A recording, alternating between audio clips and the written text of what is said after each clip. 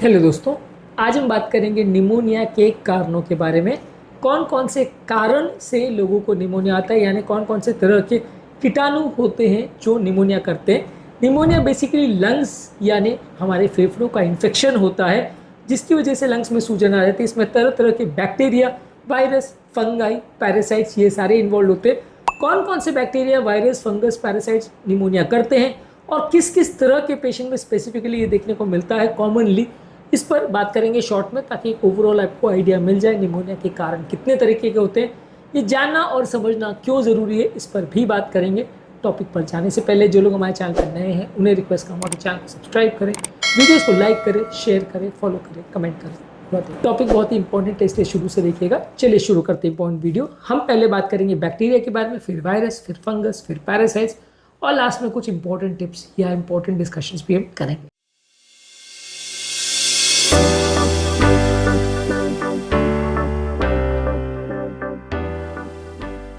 सबसे पहले bacterial pneumonia कितने तरीके का होता है। इसमें स्ट्रेप्टोकोकस निमोनिया, जो कि अडल्ट पेशेंट्स में सबसे ज़्यादा कॉमन निमोनिया होता है। इसके अलावा हीमोफिलस इन्फ्लुएंजा एक बैक्टीरिया होता है, जो कि ज़्यादातर पहले का, अगर किसी को लंग का कोई बीमारी है, जैसे अगर किसी को अस्थमा, ब्रोंकाइटिस, इस तरह की बीमारी है, वहाँ पे ज़्यादा देखने को मिलता है। लेजोनेला निमोफिला, जो कि पानी के सोर्सेज से स्प्रेड होता है, यानी कंटामिनेटेड वाटर की वजह से लोगों को निमोनिया होता है।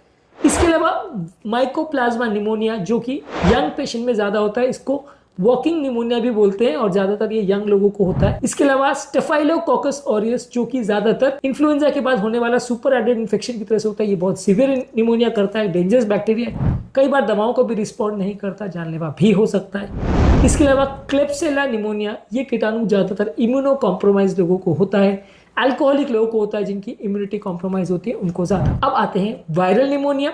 वायरल निमोनिया में इन्फ्लुएंजा ज्यादातर फ्लू के सीजन में देखने को मिलता है। रेस्पिरेटरी सिंसिटियल वायरस, जो कि ज्यादातर बच्चों में या छोटे इन्फेंट्स में देखने को ज्यादा मिलता है। कोरोना वायरस, जो कि ज्यादातर पैंडेमिक की तरह स्प्रेड करता है, जो कोविड वायरस था वो भी कोरोना वायरस था। इसके अलावा अडीनो वायरस, जो कि ज्यादातर सिवियर निमोनिया करता है इम्यूनो कॉम्प्रोमाइज पेशेंट्स में। इसके अलावा राइनो वायरस, जो कि इम्यूनो कॉम्प्रोमाइज या वल्नरेबल पॉपुलेशन में कोल्ड जिनको होता है, उसका इन्फेक्शन अगर स्प्रेड कर जाए लंग्स में तो उसकी वजह से होता है। ये कोल्ड का जो जुकाम का वायरस होता है उसको राइनो वायरस बोलते हैं, वो लंग्स में फैल जाए तो राइनो वायरल निमोनिया बोलते हैं। इसके अलावा होता है फंगल निमोनिया। फंगल में हिस्टोप्लाज्मा कैप्सुलेटम, जो कि कुछ स्पेसिफिक एरियाज में जहां चिड़िया की या बैट की ड्रॉपिंग्स या उनके जो फीकल मैटर है उसमें से स्प्रेड करता है, उनका जिनको एक्सपोजर होता है उनको ज्यादा देखने को मिलता है। इसके अलावा कोकिडियोइडिस इमाइटिस, ये बेसिकली ये यूनाइटेड स्टेट्स वगैरह इस एरिया में वैली फीवर करवाता है।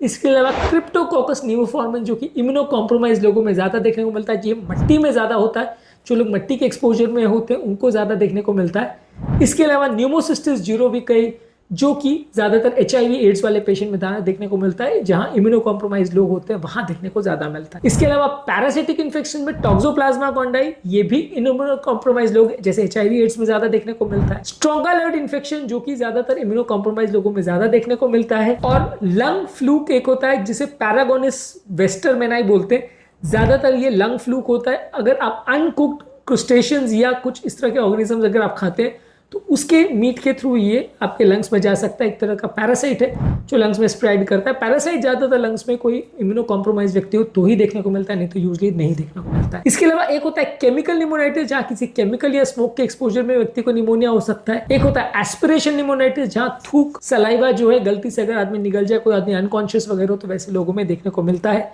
इसमें ज़्यादातर एनएरोबिक ऑर्गेनिजम्स ज़्यादा देखने को मिलता है।